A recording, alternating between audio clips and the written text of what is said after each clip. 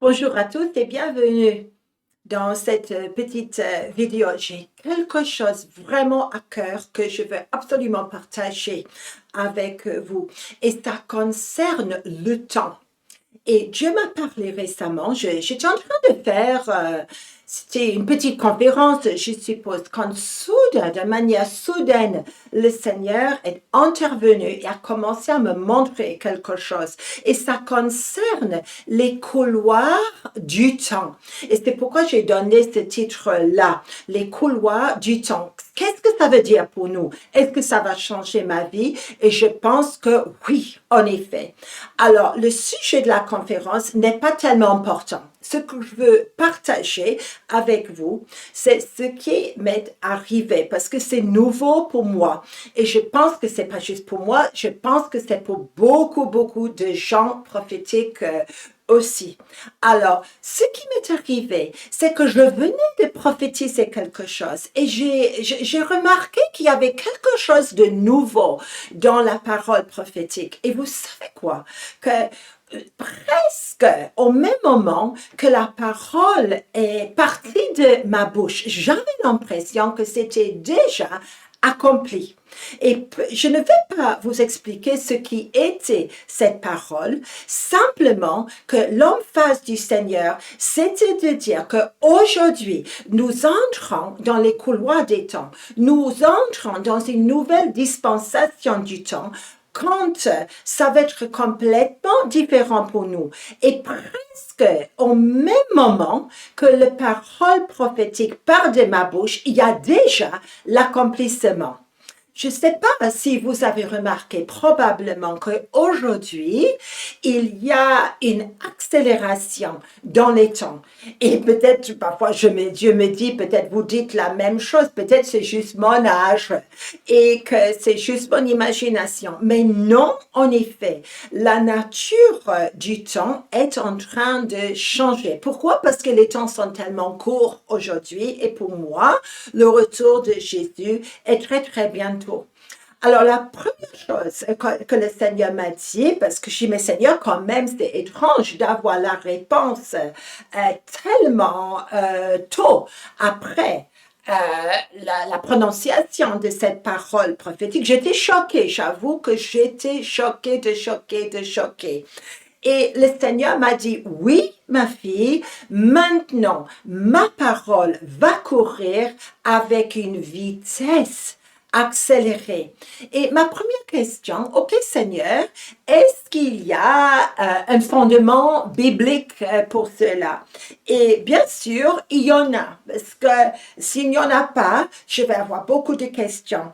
Et si vous voulez regarder avec moi, psaume numéro 147. C'est très beau. Je vous encourage à vraiment à vivre, à expérimenter tous ces passages dans leur contexte. Ça vaut vraiment la peine. Et verset 15 dit, il envoie ses ordres sur la terre, sa parole court avec vitesse. Et vous me connaissez assez bien, la plupart d'entre vous, et j'aime avoir l'hébreu ou le grec dans le fait de l'ancienne alliance. Et ici, je dis, OK Seigneur, ça veut dire quoi? Tu envoies. Et ta parole, ça dépend de la version française que vous êtes en train de lire. Mais tu envoies, c'est-à-dire tu établis, tu permets que la parole puisse partir, tu sèmes, tu prononces ta parole, tes ordres, hein? Et tes ordres sur la terre, ton commandement, la parole de Dieu même, peut-être la Torah, ton discours, tu envoies ces choses sur la terre. OK, c'est écrit ici, sur la terre. Autrement dit, sur les nations, sur le sol même, sur la terre, tu envoies tes ordres, tes discours. Et c'est marqué que la parole de Dieu court avec vitesse. Ici, le mot utilisé pour la parole de Dieu, c'est d'abord en hébreu. Ça veut dire qu'une matière qui est chérie devant le Seigneur, des conseils, sa réponse, son business, les décrets, les jugements. Ça peut être multitâche là. Mais le Seigneur est en train de libérer ces choses actuellement sur la terre. Et sa parole, ses ordres, ses réponses, son business, ces choses vont courir avec grande vitesse. Courir, c'est courir. Je pense que vous savez ce que ça veut dire, courir. Et bien sûr, Dieu, il envoie ces choses, il va utiliser ses serviteurs aussi pour que cette chose puisse être établie, libérée sur la terre. Et je me suis dit, mais Seigneur, est-ce que nous sommes prêts? Je ne sais pas pour vous. Je sais que beaucoup de gens vous regardez les vidéos parce que vous-même, vous prophétisez. Peut-être dans les nations, dans votre église, peut-être vous êtes des intercesseurs. Mais je sais que pour moi, quand j'ai commencé à prophétiser, il y a très, très, très longtemps, il a fallu peut-être des années avant que la parole prophétique ne soit une substance sur la terre. Parfois, j'avoue que j'avais presque oublié la parole. Et soudain, un jour, je regardais dans les actualités et tiens, cette parole que j'avais prophétisée il y a peut-être 20 ans est maintenant la réalité. Et puis, j'ai remarqué avec le passage des années, je suis plus jeune aujourd'hui, et j'ai commencé à remarquer qu'il a fallu plusieurs mois et que plusieurs mois après le passage de la prononciation de la parole prophétique, que la parole était devenue plus vite maintenant une réalité. Et puis, quelque chose m'a vraiment impacté. Et c'était pendant que je faisais une conférence, c'était dans les îles polynésiennes. Peu importe, probablement ça arrive à beaucoup d'autres personnes qui ne sont pas dans le sud comme moi je l'étais. Mais ce qui m'a frappé, c'est que le Seigneur, il est venu sur moi. J'étais en train d'enseigner, je crois, dans une conférence. Et soudain, le Seigneur, il m'a dit, mais maintenant, tu vois quelque chose pour les îles hawaïennes et tu vas partager avec eux quelque chose qui doit arriver dans les îles. Et ce que j'avais vu, c'était une éruption volcanique. Alors, j'ai arrêté le discours prophétique pour dire, mais écoutez les frères et les sœurs des îles hawaïennes, je dois absolument prophétiser que vous allez vivre une éruption volcanique qui ne va pas suivre les mêmes cycles que les autres éruptions volcaniques et où leur lave va couler dans une autre direction et que ça risque cette fois de faire des dégâts aux maisons et autres. Je ne suis pas l'experte des volcans. Et les frères et les sœurs ont dit, oh merci, on va noter la parole, mais tu sais, Anne, que nous avons l'habitude de nos volcans et normalement on sait. J'ai dit, Seigneur, ok, j'ai prophétisé et je laisse la chose maintenant avec vous. Mais cette fois, je n'ai pas calculé en années, je n'ai pas calculé en mois, c'était juste 3 semaines après la parole prophétique et j'ouvre les actualités, je vois que en effet, quelque chose est arrivé. Et je me suis dit, waouh, Seigneur, est-ce que nous sommes prêts? Parce qu'aujourd'hui, il me semble que ta parole court beaucoup, beaucoup plus vite qu'avant.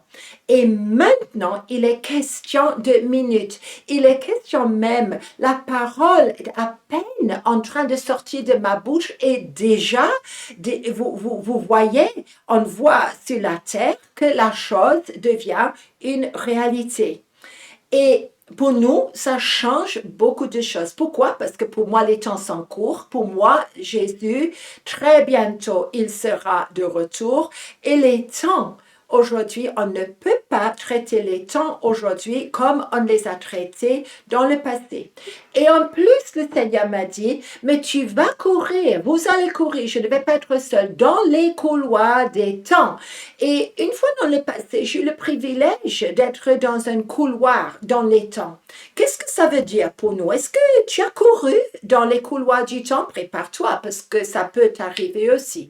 Et le Seigneur me montre qu'aujourd'hui, il va nous envoyer dans le passé, dans le couloir des temps passés, pour trouver des graines, une semence qui n'a pas été établie comme le Seigneur l'aurait voulu, à cause de la persécution, à cause des erreurs, à cause des hérésies, à cause de beaucoup de choses. Mais aujourd'hui, il va envoyer ses serviteurs dans les couloirs des temps.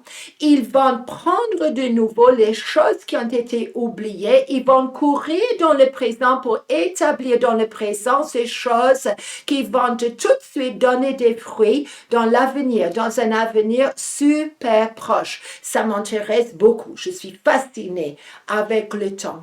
Et il faut être préparé. Nous aussi, on va courir et je vais prier à la fin de ces passages aussi que je partage avec vous, que ça puisse vous arriver la même chose. Et vous savez, pour le Seigneur, qu'il y a des temps qui sont fixés. On ne peut pas changer. Par exemple, on prend les fêtes d'Israël. Juste parce que moi, je pense que Pessah devrait être célébré le mois de juillet, ne change rien. Il y a des temps qui sont fixés. On ne discute pas avec le Seigneur. Ou autre exemple, j'aime beaucoup quand le prophète Jérémie, il a prophétisé 70 ans d'exil pour le peuple d'Israël. C'était pas la peine de discuter. Oh, mais 69, 68, parce que Dieu, il n'allait pas changer les années qu'il avait prophétisées. Et c'était comme ça jusqu'au moment quand le prophète Daniel arrive sur la scène et lui, il commence à dire, mais le terme de 70 ans touche à la fin, je vais commencer à prier maintenant. Ça, indiscutable. Il y a des temps qui sont fixés et là, on ne va pas les changer.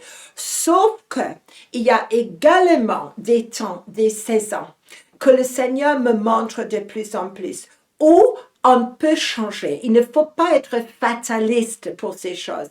Souvent, le Seigneur me montre des choses noires, des choses terribles pour l'avenir. Et je sais, parce que ça fait des années que je suis maintenant dans le ministère prophétique et je sais que c'est pas la peine de discuter avec le Seigneur. Certaines choses vont arriver. C'est là juste pour que je puisse être informée. Mais il y a beaucoup d'autres choses où le Seigneur aujourd'hui, il dit que ça dépend. Les conséquences, ça dépend de notre intercession, de notre repentance, de notre confession. Et là, on est très important dans les couloirs des temps, parce qu'il y a des choses aujourd'hui qui peuvent amener des changements importants. Et face à une année où presque la moitié des nations de cette planète doivent faire face à des élections, il y a beaucoup de marche pour la repentance. Parce qu'il y a des temps qui ne sont pas fixés par le Seigneur, mais qui sont fixés là pour qu'on puisse se repentir, qu'on puisse agir, qu'on puisse prophétiser pour changer les conséquences des événements. Et c'est ça qui m'intéresse. Et je termine avec ça. Il va y avoir une deuxième partie très bientôt, exceptionnellement, parce que je veux prophétiser aussi pour la France, ok, pour les nations francophones. Alors, ça va être une seconde partie. Mais pour la première partie, je prie pour tous. Aujourd'hui, Seigneur, qu'on puisse être préparé pour courir, parce que ta parole va courir très, très, très vite. Et Seigneur, je sais que pour moi, j'ai eu un choc quand j'ai entendu cela. Et je prie, Seigneur, que tous les bien-aimés qui vraiment voient cette vidéo puissent se préparer pour courir vite. Et Seigneur, je prie que tu puisses montrer à chacun, à chacune, comment courir dans les couloirs des temps pour vraiment racheter des temps, pour pouvoir établir dans cette saison des choses qui vont vraiment dicter ou rediriger l'avenir jusqu'au retour de Jésus. Soyez énormément bénis, tout le monde. Amen.